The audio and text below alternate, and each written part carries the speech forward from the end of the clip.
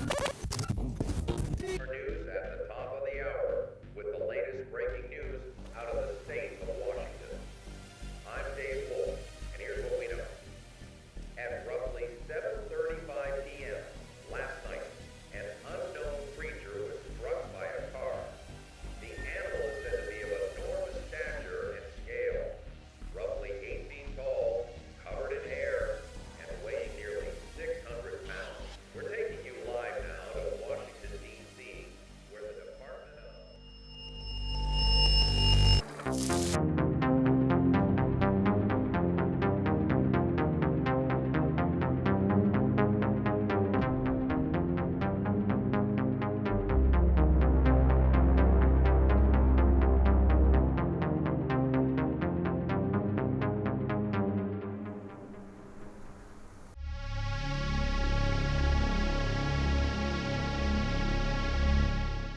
There are many questions which surround the search for Sasquatch. For example, why science doesn't recognize it when so many witnesses swear to have seen it. Why concrete proof of its existence has yet to manifest to a satisfactory degree. How the creature remains undetected when by all rights it shouldn't be able to, at least not with such an apparent level of proficiency. Another question which haunts many in the Bigfoot world is one of a somewhat different nature.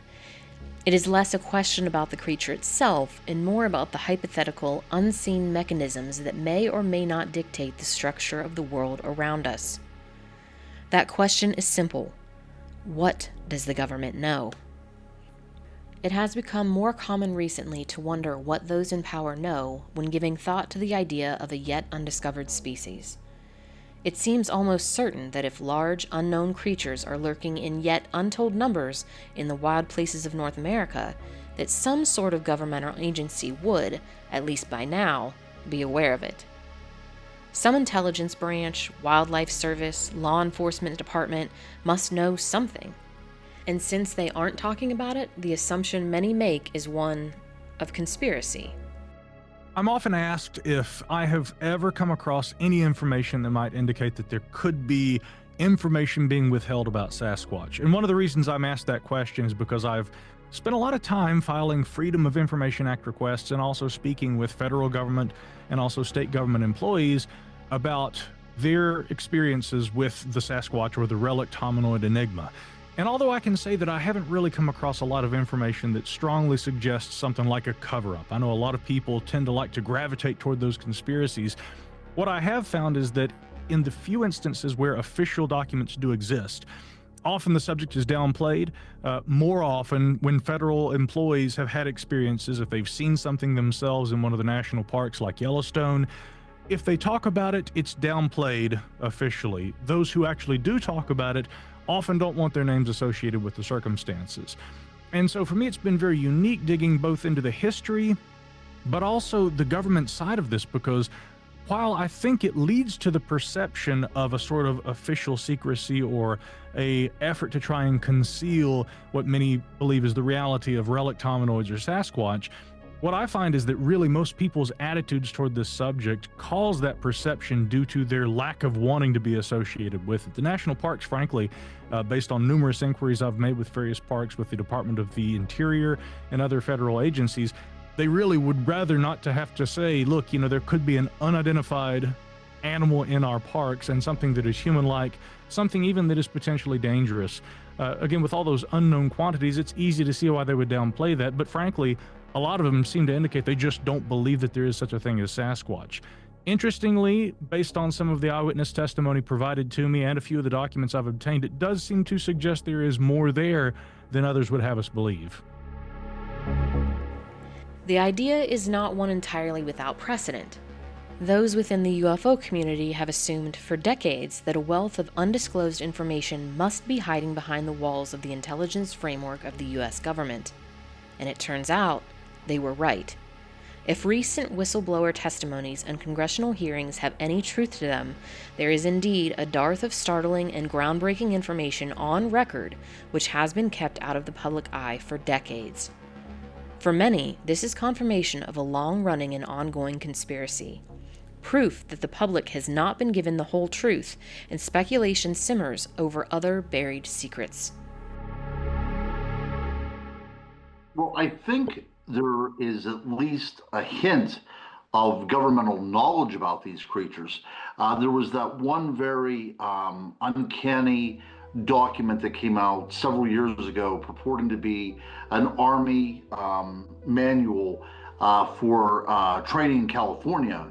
That one of the fauna that you might encounter out there would be a Sasquatch. Now, I've never seen anybody I mean, I've seen a lot of people refute it, but I've never seen anybody convincingly say that it was a complete hoax. So I'm kind of on the border. I'm straddling that line between that it was being a fake and also being very sincere as well too. I think that's something that the government would put out, even if there was a possibility of something being there.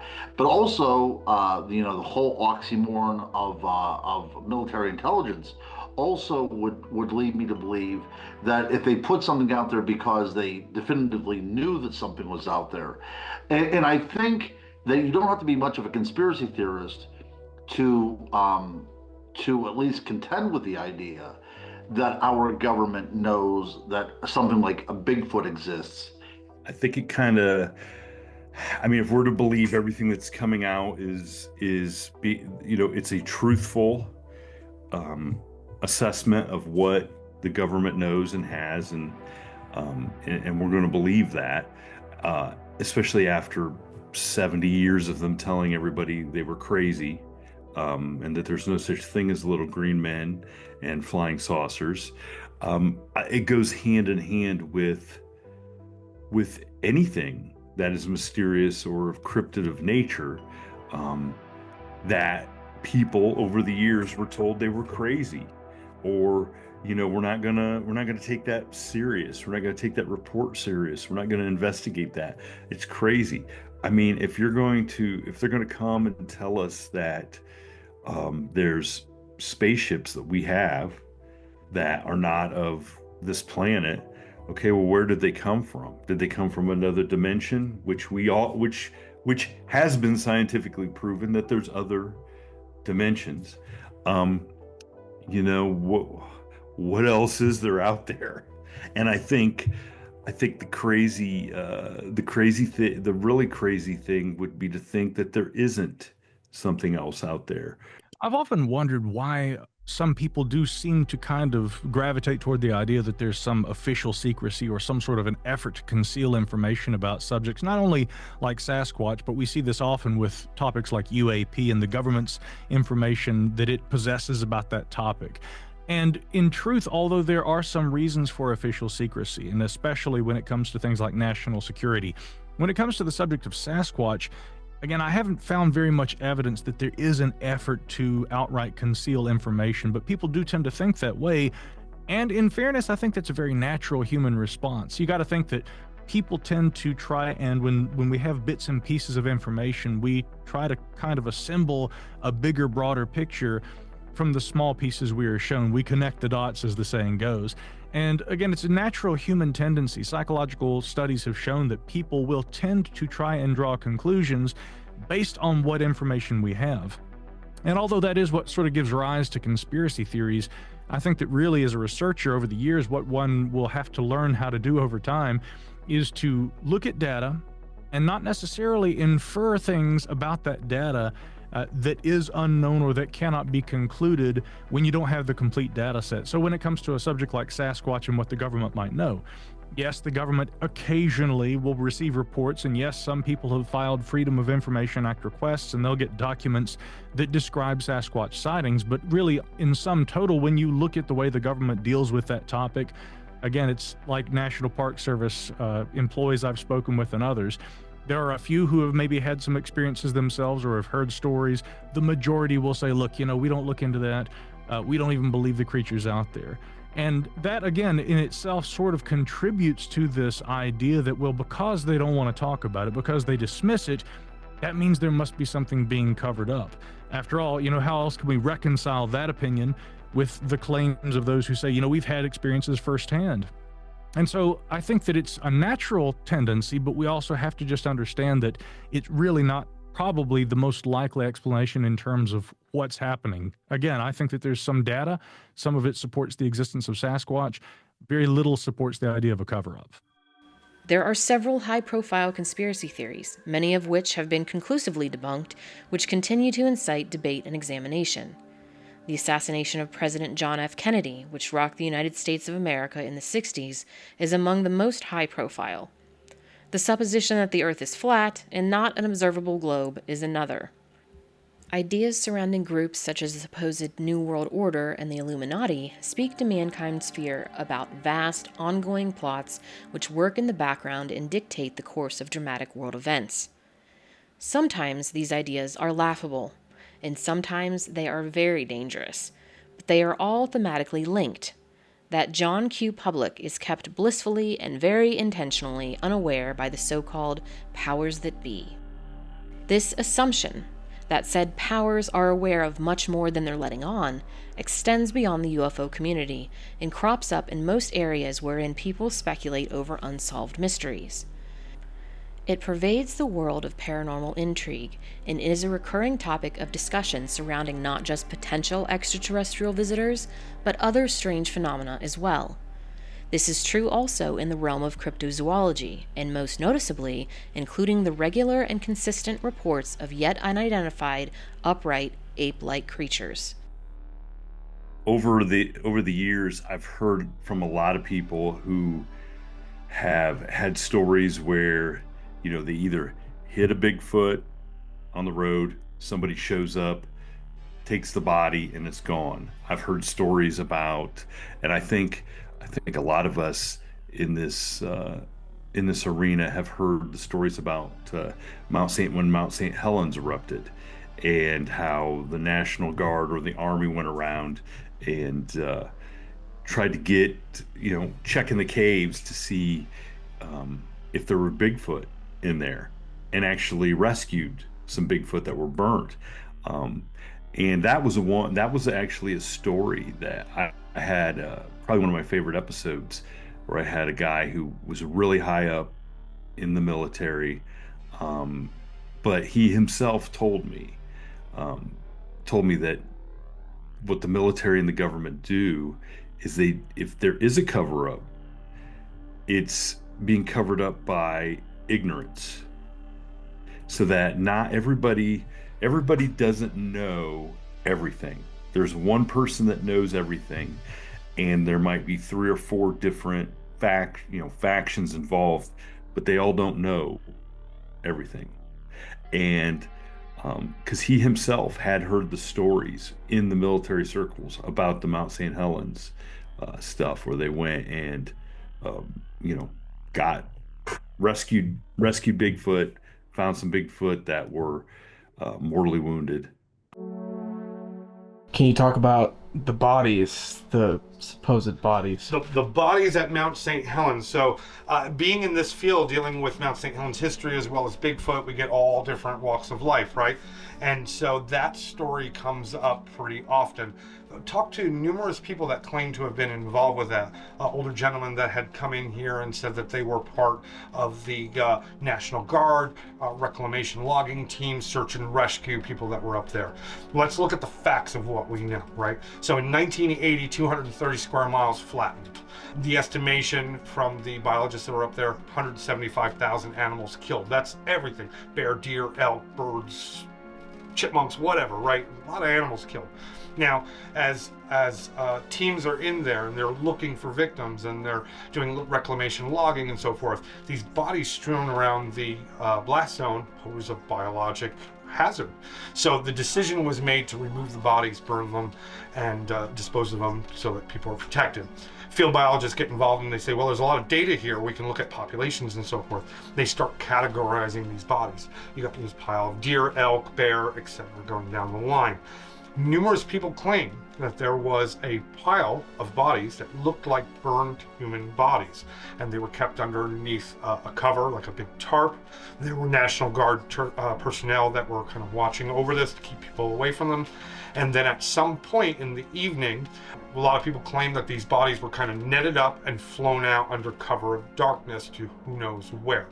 Now, the story goes a little bit further too, in that some people claim that an individual was recovered, was still alive, a Sasquatch, and that was given medical attention and put in a Jeep, driven through the blast zone, looking for its friends, family, or whatever, making calls into caves. That part I'm skeptical with, right? Because we're looking at a blast zone where the entire forest is on its side. Where are you driving a Jeep?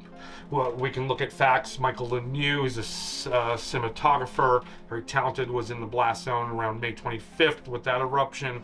Takes him 8 hours to walk a half a mile, and yet supposedly they're driving a Jeep. So that part I'm not really comfortable with, but the part with the bodies that were recovered, after talking to numerous people, they give details of where individuals were stationed around this pile. It's a consistency of 6 to 8 bodies that were under there.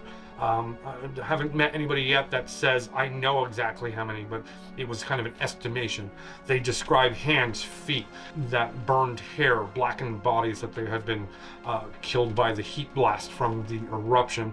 And they all talk about what type of aircraft took them out, and the details fit up, and these people fit together, and these people don't know each other. I wasn't there. I don't know if I'll ever know the answer unless we get some kind of declassified documents. But I can say that knowing that Sasquatch exists, it would be foolish to surmise that none were killed in this gigantic eruption. So it's absolutely possible. And I think they would have, if they find the bodies of deer and elk, well, we would find bodies of Sasquatch.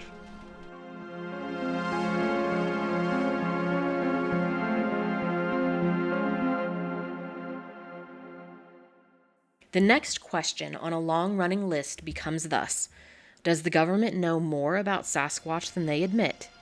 For that matter, do they know anything about Bigfoot?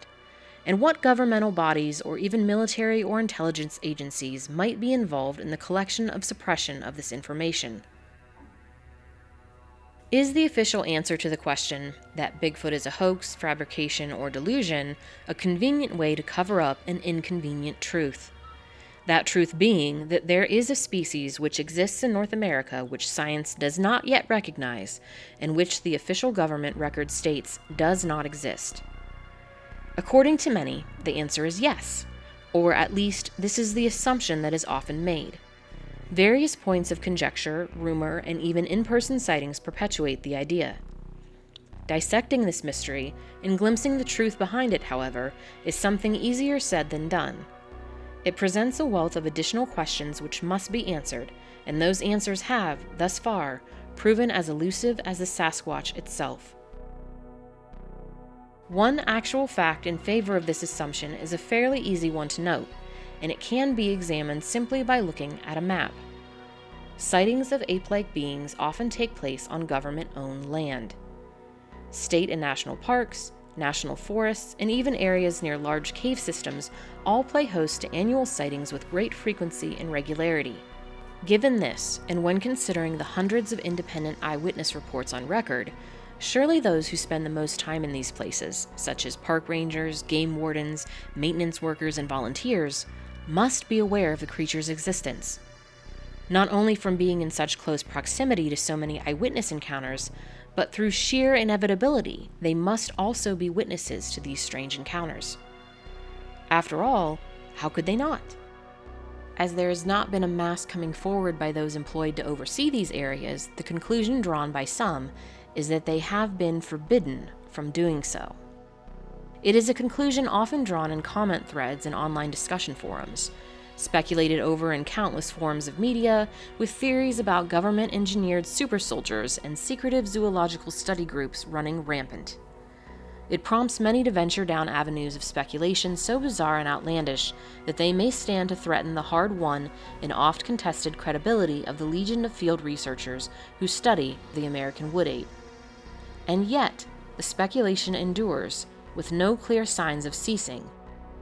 No, I think that's a great question. I think people, whenever it comes to the government, automatically think of conspiracy because they think our government, this kind of shadowy organization, even though we live in a Republican democracy, it still has to be hiding something from its people. And UFOs, of course, is kind of what really kind of sparked this on, because, anybody that's done any kind of research on UAPs know that there's something going on out there. And there's so much military involvement as well, too, that we just assume that there is military cover-up going on. So whenever it comes to Bigfoot, it's not so out of the realm of possibility that this kind of lends into that conspiracy thought as well. And I just think that people that tend to believe in something that is not universally accepted are seen as part of a group, and this group has it's sometimes mocked, it's sometimes belittled, but they're part of a group, and there's solidarity within that group, and that group can only take itself seriously and give itself any kind of legitimacy by sticking together. And if it's looking forward on the outside world, it's not going to get any kind of universal acceptance, because what they are purporting to believe in has not been proven by mainstream science.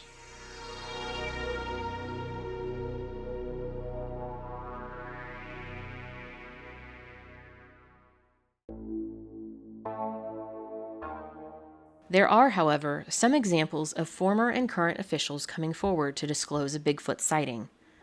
Many modern Sasquatch researchers boast backgrounds in law enforcement and military service, but to date, no verified government employees have produced proof of a mass cover-up. On the other side of the coin, however, there are testimonies from named witnesses which discuss unspoken vows of silence regarding strange activities, and quiet, undocumented agreements not necessarily to cover up a potential sighting, but to keep it close to the chest whenever possible. This would seem reasonable, and somewhat less conspiratorial than the idea of an overarching plot. There are many reasons why a given police department or wildlife service might wish to avoid Sasquatch hunters descending on their hometowns en masse, and this alone may be sufficient motivation for what the outside observer may view as a conspiracy. To meet that definition, however, it requires multiple parties to be involved in intentional and organized attempts to suppress or conceal the truth. A simple hesitancy or informal agreement to not widely discuss certain events for the sake of the benefit of those involved does not mean the true definition of a conspiracy or cover-up. In some cases, there may even be a lack of interest on the part of those in the know. Already short-staffed, overtaxed government offices, scattered across various parts of the United States, are likely concerned with more pressing, immediate matters than joining the search for Bigfoot. Rumors have abounded for many years of unmarked vehicles and troops in military attire arriving in the wake of Sasquatch encounters. They have become all the more popular in the internet age, with dozens of purported witnesses claiming to have seen or even been contacted by them. They are sometimes accompanied by black or unmarked helicopters, appearing from places unknown following a sighting or report. In some cases, they have been said to remove the bodies of fallen Sasquatch, whisking them off to secret locations, though these are stories difficult to substantiate and often come in the form of online chatter. This is another contrast to that of the UFO discussion. Rumors of men in black are nearly synonymous with flying saucers themselves, dating back to the dawn of the, quote, extraterrestrial craze in the United States. As far back as 1947, in the wake of the Roswell crash incident, and even before, the idea of a covert, possibly governmental body contacting and intimidating UFO witnesses has been present and often assumed to be a reality. Recent whistleblower testimony, resulting in global headlines and a fevered ongoing discussion, also seem to confirm this, at least to many who have long suspected that there is more to the so-called men in black than fictitious interpretations. While stories in the Sasquatch category of men in black and military-fatigued operatives intimidating witnesses are not as common, it might be a stretch to call them rare or unprecedented. There are enough of them to give any serious researcher pause, and beg the question of what might be going on behind the scenes. The only thing that I've heard about happened a number of years back. There was a couple of researchers that were out in the ridge, and just by chance they happened across, from what they said, were a group of military people in uniform marching through the woods. I believe, if I'm not mistaken, I believe they were armed. So what they were doing nobody knows. That's really the only thing that In 2015, I was told by these 3 other researchers who I'm friends with, they had come up to the Quebec run wilds in Forbes State Forest. It wasn't a proper day for anyone to be out in the woods for. And as they first exited the blacktop paved road onto the dirt road, they discovered there was this cargo pickup truck with a personnel carrier on the back, and guys were at the back of the truck taking out backpacks, large backpacks, and they were in military camo fatigue jumpsuits, but they weren't standard issue. These were like the blue, and they were blue and other colors. They looked very military. And as these friends of mine were driving by slowly, they just looked, nobody was observing my friends. They ignored them as they drove by.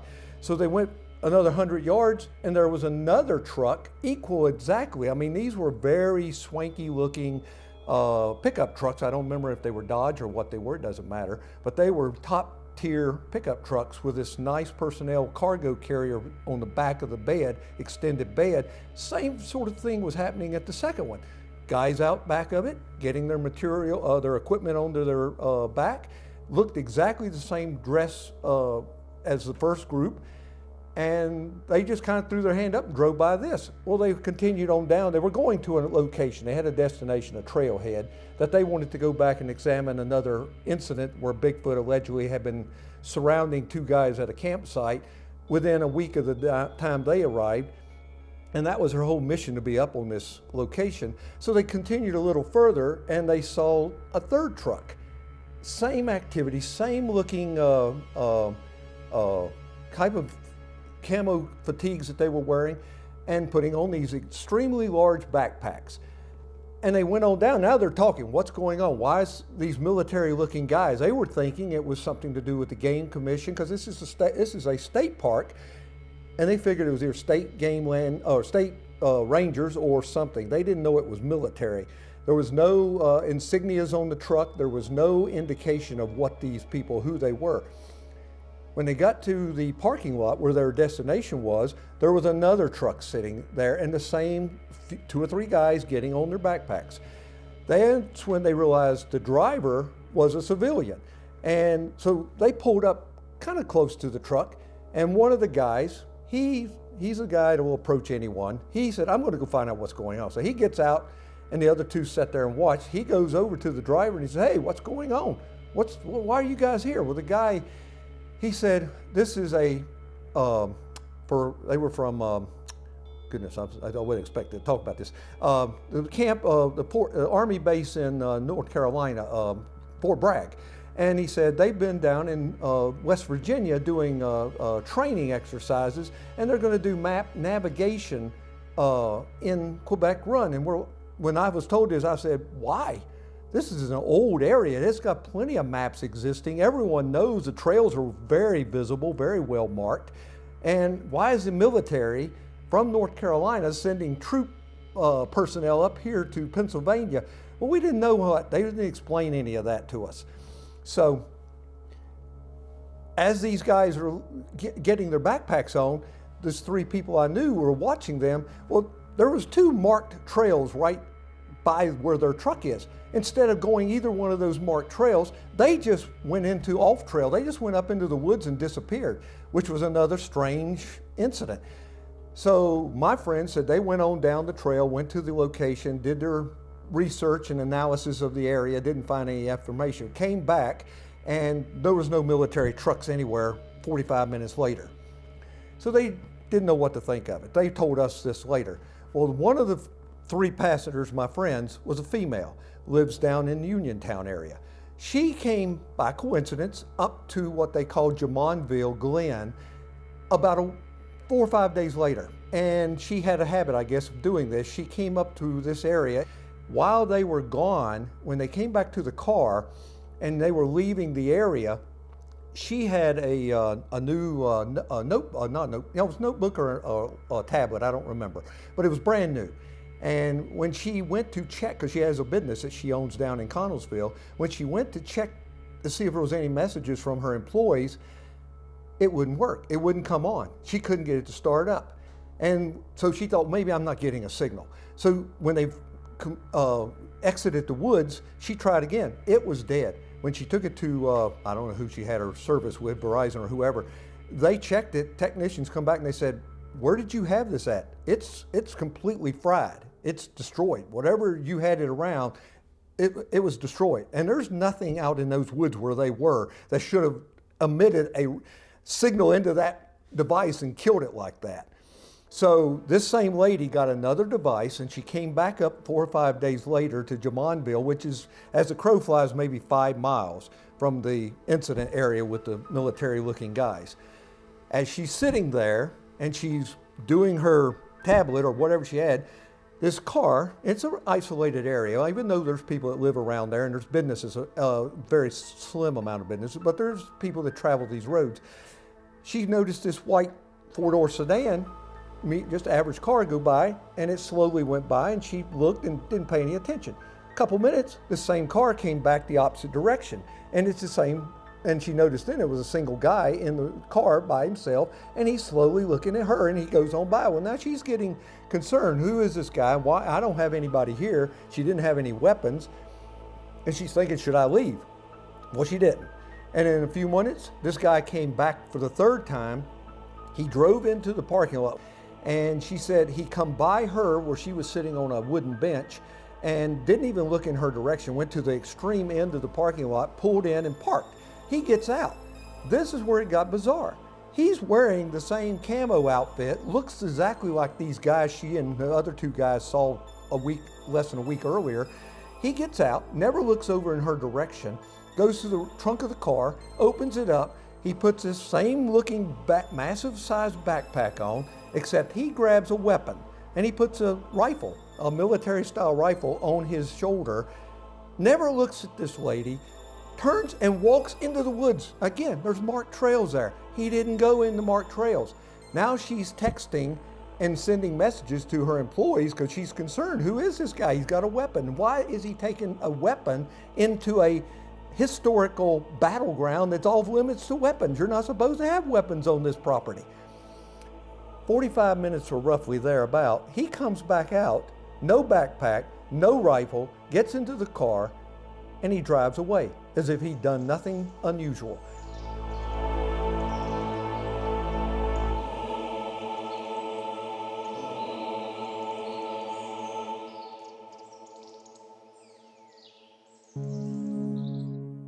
A Sasquatch conspiracy could be in effect anywhere in the world, but there are some places where the discussion arises more often. One is the Chestnut Ridge, an area of recurring and diverse high strangeness, located in Pennsylvania and a frequent reference point for both the Sasquatch and UFO communities. The Chestnut Ridge has drawn the eye of paranormal researchers, from Bigfoot hunters to UFO enthusiasts and beyond, for decades. It is easily a place where one might speculate that a cover-up could be going on, and some rumors might serve as tacit confirmation, though specific details, documents, and confirmation, of course, remain elusive, as is the case with any good conspiracy theory. There have been some cases over the years where I guess you'd call mystery men, speculating it may have been government, were interested in some cases I worked on. But the 2 cases that really come to mind would have been from 1973, during that big wave. Down in Derry Township, this would have been, I believe it was in August of '73. There was a large mobile home community down there at the time. And for weeks and weeks, different residents of that mobile home community were reporting not only UFO sightings, but Bigfoot sightings as well. On this particular day, I was down with my team that evening in Hermione, PA, which was not near the ridge. There had been a Bigfoot sighting down there. My team was down there. There was a man had just cut his grass, and there were some big impressions in the fresh grass. And we were down there interviewing him and looking for evidence. And while we're there, I get a call from the 911 center over the radio system, and I heard it on the monitor in my car. They were requesting me to send a team up to Derry Township. The police up there were calling me to send up my team. They just had an incident in this large mobile home community and the police were on the way there. Well, we left there. It took us a while to get there, but we arrived on the scene. When we got there, the police officer had already been there. He found some possible tracks. He preserved the tracks for us. When we got there, we found out there's this family's in their mobile home. They hear like this baby crying sound from outside the back of their trailer. Something was scratching on the back door of the trailer, on the back side of the trailer. They had a dog outside, but the dog wouldn't bark. It was like whining very low, like it was very, very scared. And they opened up the back door, and here's this very tall, dark, broad-shouldered creature that runs between a few of the trailers, and other people see it. I believe it made a scream, and I think the person screamed back at the same time. The incident in the trailer court happened on a Friday night. We come home from Westmoreland County Fair, and the whole neighborhood was abuzz, and people everywhere just, I was trying to figure out what was going on. They said the woman lived across from me, heard a noise at the back of her trailer, and she opened the door, and Bigfoot was standing there. That's the story I got, and I kind of blew it off. And they were all, the whole neighborhood shook up.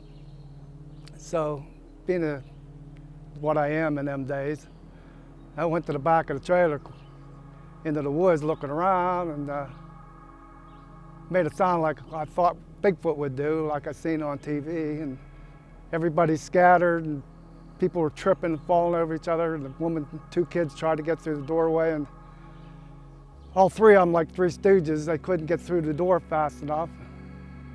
And then what I call Bigfoot Patrol pulled in with their CBs, the blaring, and you could hear reports, newcomers, which was a factory, Bagley Ridge, Chestnut Ridge, just reports all over that night. Okay, when you say Bigfoot Patrol, what do you mean? It was about 5 or 6 Jeeps. They just, I assumed they were like investigating, not sanctioned, you know, just on their own. I don't know. There was a whole 4, 5, 6 Jeeps with CBs, and they were chasing down Bigfoot. During the time it was going on, their power was going on and off in their trailer. My team gets there, we're interviewing the people. We found that the main power supply box had been ripped open, as I remember, and the main electrical power line that went under the ground to the trailer had been ripped up out of the ground. So that's an interesting energy connection right there. So here's the rest of the story. There were some footprints up there. It was a really interesting case. I believe it was 4 days later, as I recall, I get an emergency call from an operator. Well, back in those days, we actually had telephone operators. And the person who was involved in that incident was trying to reach me. I was on the line, was very busy with calls coming in. The operator broke in and said, I have an emergency call for you from this person who needs to talk to you. I took the call, and she said, I was trying to reach you, but I think I may have done something wrong. And I said, well, what do you mean? She said, I've been trying to call you. I found some possible hair samples out where the thing was standing. I wanted to give them to you. And she said, this man showed up with an Ohio license plate, kind of heavy set. I think it was kind of in a gray over, like a work clothing type thing. I remember odd belt, had some kind of an ID badge around him, something about UFO. And he wanted to interview her about her Bigfoot sighting. And she told him, she said, I've been trying to get hold of Stan Gordon. I have these hair samples. And he said, oh, I know Stan. Give them to me and I'll make sure he gets them, which he did. Well, whoever that guy was, we never found out, and I never saw the hair samples. But there was more to the story. There were other people there who were curious, who were looking at the footprints around her mobile home. And there was one little boy, and he had one of those old Polaroid cameras where you put the cartridge in and the picture comes out. He was taking pictures of that, and the little boy said to the man, I'm taking a picture of the footprint, and he grabs the picture from the kid, wrinkles it up, and says something like, you made a picture for us. I come home from work, and there's this car sitting there, and it had Ohio government plates on it. And there's a footprint in the sand. He's about to take pictures of the footprint, and the boy lived there, the older boy. He went and got his camera, and he started doing the same, taking a picture, and the government guy said, no pictures. Danny, well, this guy ignored him. started taking pictures anyway, and he ripped the camera out of his hand. I don't know if he ripped the film out, I don't remember that part. Took the camera. That's when I started yelling, "This is America, you can't do that." Then he goes over in front of the people and with his foot destroys the footprints. And these people start screaming, and they said, "We're calling the police." And they said he got in his vehicle and got out there so fast they almost turned the car over. Who he was, we never found out. But then there's another story. So we talked about that famous case, October 25th, 1973, up out in Fayette County with the UFO on the ground, 2 Bigfoot. So it was a part of our regular follow-up for important cases. We'd keep in touch with some of these people who had important cases over the years just to see what had happened in their lives, anything else that had happened. And years later, we went back again, and we had been interviewing him many times since then. But years later, we had considered the possibility of maybe doing some hypnosis with him. Because at the time it happened, there was indication from a famous psychiatrist who got involved in the case not to use hypnosis at that time. So we did not, and that's how it was. But anyhow, years later we go back and talking to the witness and think of that possibility and suggest to him we're considering maybe doing hypnosis. He looked at my associate and I very oddly, and he said, "Why do you want to hypnotize me again?" And we said, "What are you talking about?" He said, "Yeah." He said, "Probably it was about a week or two after it happened." Now, my teams have been up there many times after that period, after that incident happened. He thought somehow that these 2 fellows that showed up were somehow related to my group. The problem was, one was in an Air Force uniform, the other was in a dark suit. The fellow with the Air Force uniform had a briefcase. Anyhow, they came, he said at the time, they came to him, they wanted him to explain everything that happened that night, what he saw, what the Bigfoot looked like, what the UFO looked like, and then the Air Force guy opens up his briefcase and pulls out photographs of UFOs and Bigfoot and wanted him to point out what looked similar. And he said at that point, they asked if they could hypnotize him, which apparently they did. When they were done, they said they believed he was telling the truth, they believed the story, they would be in touch. That was the last he ever saw them. And of course, we tried to track it down, but you got to remember now, that's 1973. The Air Force Project Blue Book had closed down officially in January 1970. So there was no records to be found, whoever they might be. So whether they were government or somebody else, we'll probably never know. The presence of unmarked or black helicopters is sometimes mentioned in cases where government operatives are suspected as being present. At the very least, they speak to the presence of a person or persons with resources beyond that of the average person, or even the above-average Sasquatch hunter. Sightings are frequent in areas thick with Sasquatch activity, such as the Chestnut Ridge and the land between the lakes. Another common feature in the wake of UFO encounters, conjecture over black helicopters of ambiguous origin would seem to be on the rise in some circles. The black helicopters themselves do in fact boast their own set of conspiracy theories separate from the UFO, Bigfoot, and even Men in Black categories. Unverified rumors of black helicopters engaging in maneuvers impossible for even the most advanced modern technology, and more bizarre rumblings that they may be extraterrestrial craft in disguise. This additional set of unverifiable anecdotes adds additional layers of confusion to an already confusing scenario, leaving us with only additional questions. I have never experienced the military up here. I take that back. I've seen a couple of very large Black Hawk helicopters fly over an area where we were doing research during the day. And I know there is a base around here somewhere. I just don't know where it's at. But I think we witnessed 3 or 4 flying in a formation. And they didn't seem to be interested in us. They just seemed to be flying from north to south. Other people have said they've seen caravans of military troop trucks coming up, and then small troops get out and go into the forest. I've never witnessed that, but I've heard it on many occasions. People have seen either small elite groups of people training or doing exercises. I don't know if that's true or not. I've never experienced it. Over the years, I've heard different people talking about black helicopters being involved with UFO incidents. I can tell you this, 1972, I mentioned about an incident happening outside of Greensburg. One thing that was going on in Westmoreland County, we were getting reports from various people for weeks of formations of luminous spherical objects in the sky, and some type of metallic material falling at times from these objects. So we were getting out to some of these locations and we recovered some of that metallic material. For a better term, we call it space grass. John Keel talked about finding something similar back years before. And there was one incident up on the Backley side of the Chestnut Ridge. So now you're looking outside of Latrobe, to the right of Route 30 when you're heading down towards Latrobe. On that side of the ridge, you have Bagley and Youngstown. People had found this metallic material, this residue in the trees, in the branches, on the ground, and it came down in clumps. So we recovered that material. And over the years, I had various professional labs examine it, and we know what the material was made of. It was almost 100% aluminum, most of it. But nobody could identify what this was or what the purpose was. This was not radar chaff. We knew there was a difference between this and radar chaff. We had samples of actual radar chaff too to compare it to. And these were thousands of strands of this very thin metallic material, all interwoven together. So it didn't disperse like radar chaff, it came down in clumps.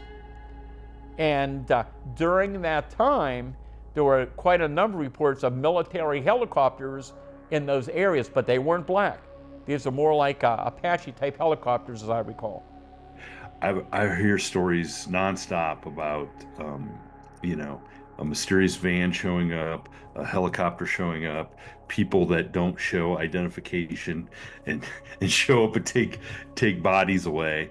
How would they know that? I have no idea. And I don't know that we'll ever know that. But just from talking to people on the inside, even they said that there wouldn't be any one person they didn't believe that would know. There might be one person, but there wouldn't be more than one that would know exactly what was going on. I've heard all kind of reports about hidden bunkers, and I've seen military helicopters circling over my head when I've been over there in this Dunbar area, in this Forbes State Forest area. And you get an uncomfortable feeling when something as big as a Apache helicopter is flying over your head in circles and then flies away, and it doesn't look like your ordinary standard military helicopter. It's all black.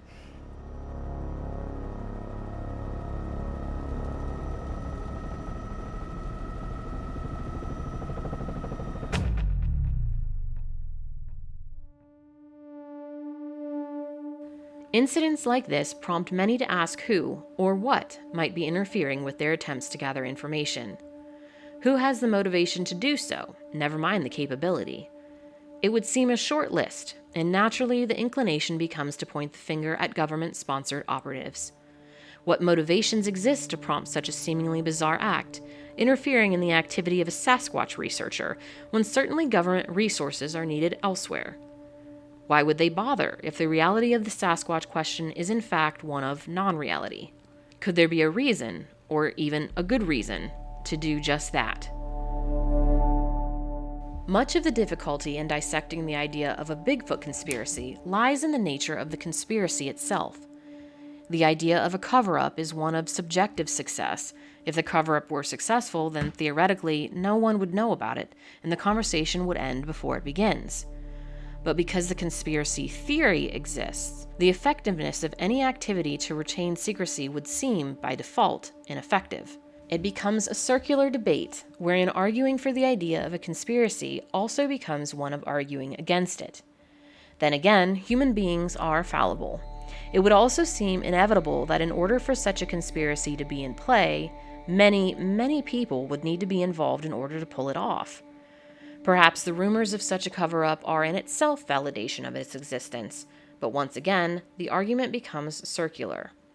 Without a verifiable place to hang the speculative hat, it becomes difficult to chase any further down this avenue without the aid of speculation and guesswork. This speculation does not take place in a vacuum, however. Real-life examples of researchers experiencing mysterious equipment failures or electronic interference emanating from no clear source have cropped up in numerous field investigations. These add an additional layer of intrigue beyond simply seeing men wearing fatigues or driving unmarked vehicles. Actual real-time interference with an individual's personal equipment would seem to hint at a far more devious undertone. The question of why is an important one to ask, and may be the key to the entire question of a cover-up. If the government is concealing reports and information about Sasquatch, then surely there must be a reason for it. Well, motivations. I have my own theory about what I believe Bigfoot is, and if my theory is anywhere close to being correct, then that would be certainly a motivation for the government to keep the secret.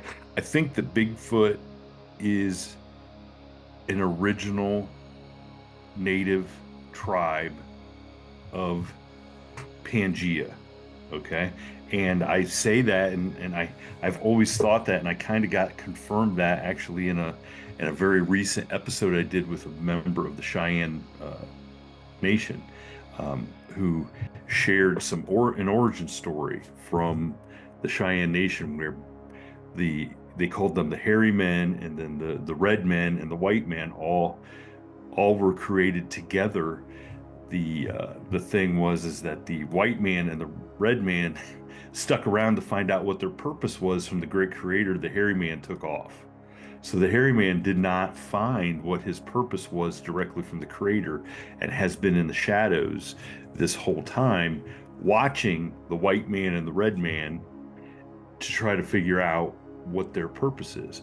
And so when you hear that, and that's kind of some of the stuff I kind of thought, that they were a real, people. They're people. They're not just animals. They're more people. And I've always thought that maybe, what if this is a tribe, a Native American tribe, that back a couple hundred years ago, when the government was settling, when we were forcefully taking much of North America, that this was a tribe that wasn't going to go anywhere. And we had to kind of make a deal with them that we'll give you your space, and we'll stay out of your space, and you stay out of our space, and we'll just kind of coexist, because we can't really defeat you. So if these are so imagine what that would do to our way of thinking, if to find out that these really, these creatures really are just a branch of the human tree, so to speak, and that would open up a whole nother can of worms.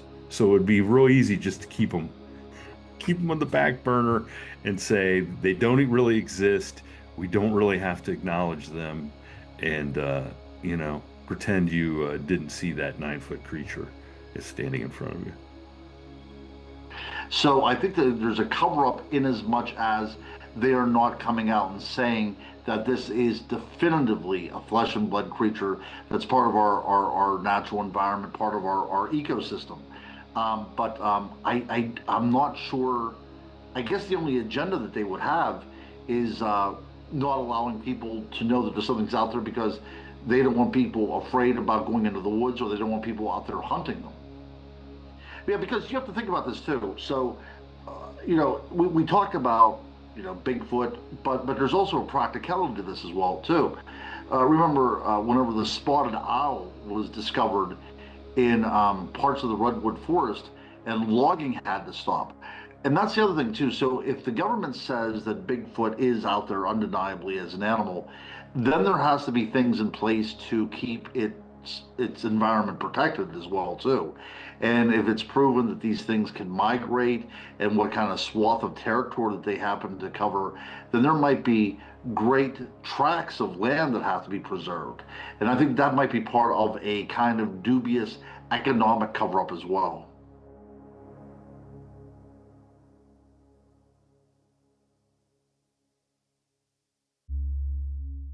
Environmental and conservation concerns may be one.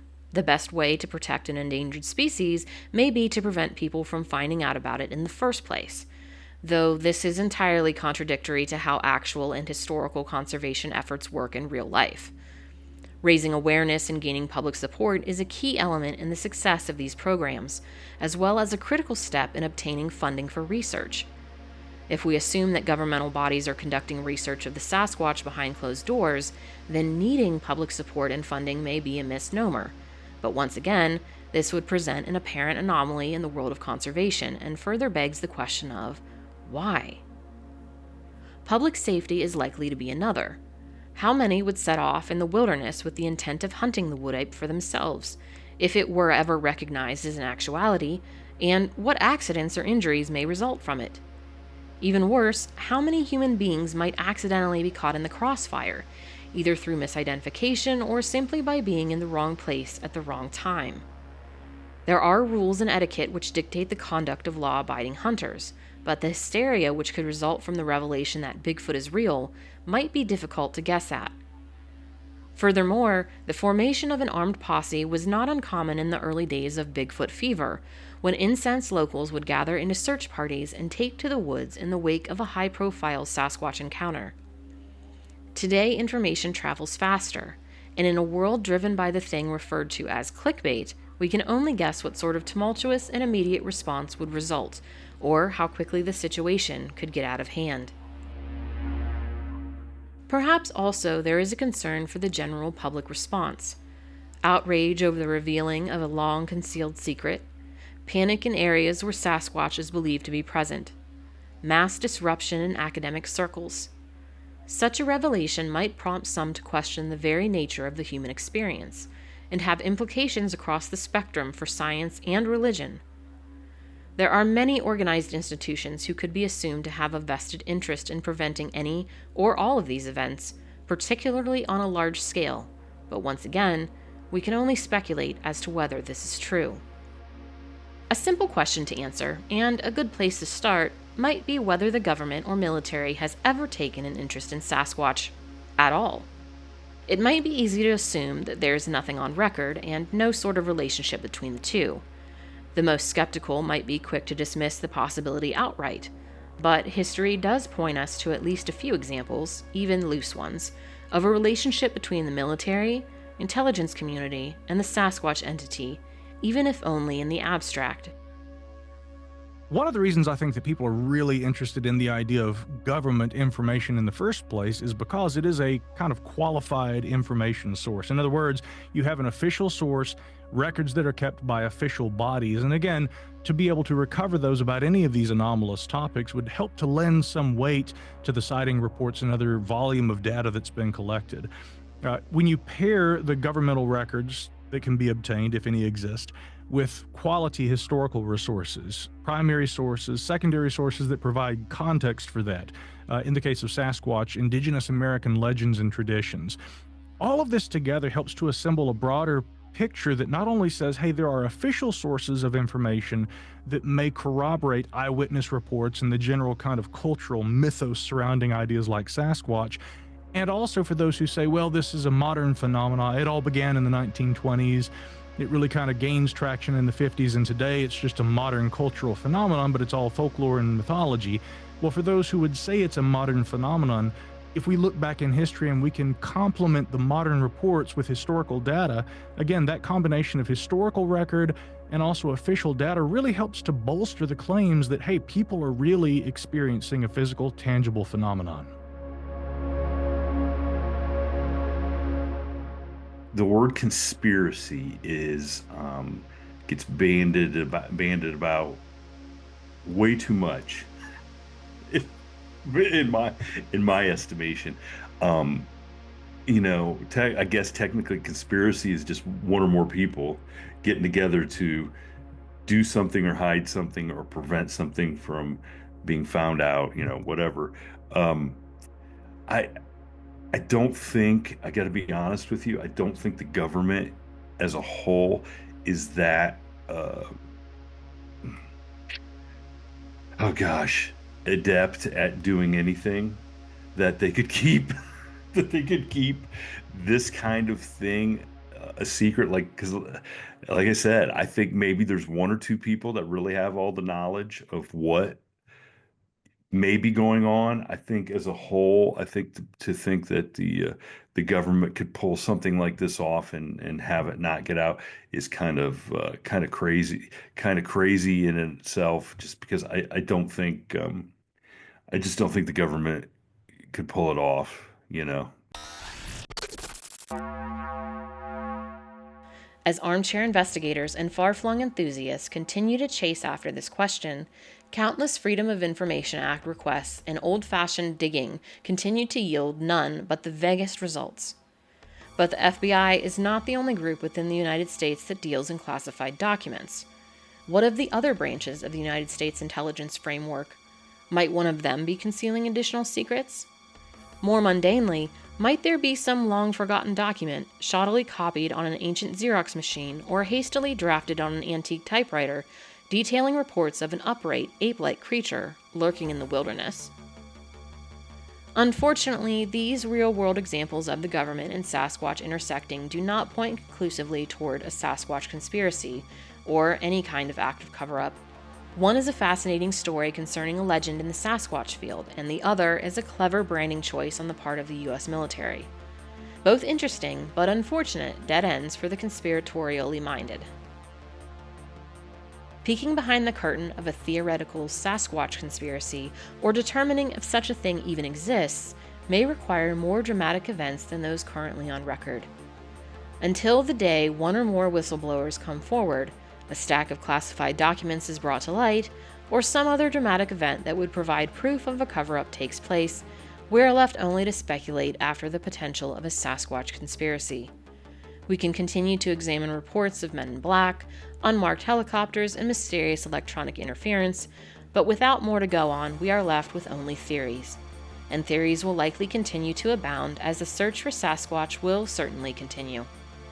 What role, if any, the government will play in that search remains to be seen. For now, hundreds of private individuals continue the ongoing hunt, clinging to the possibility that even a hypothetical government conspiracy will not be sufficient to prevent truth from seeing the light of day.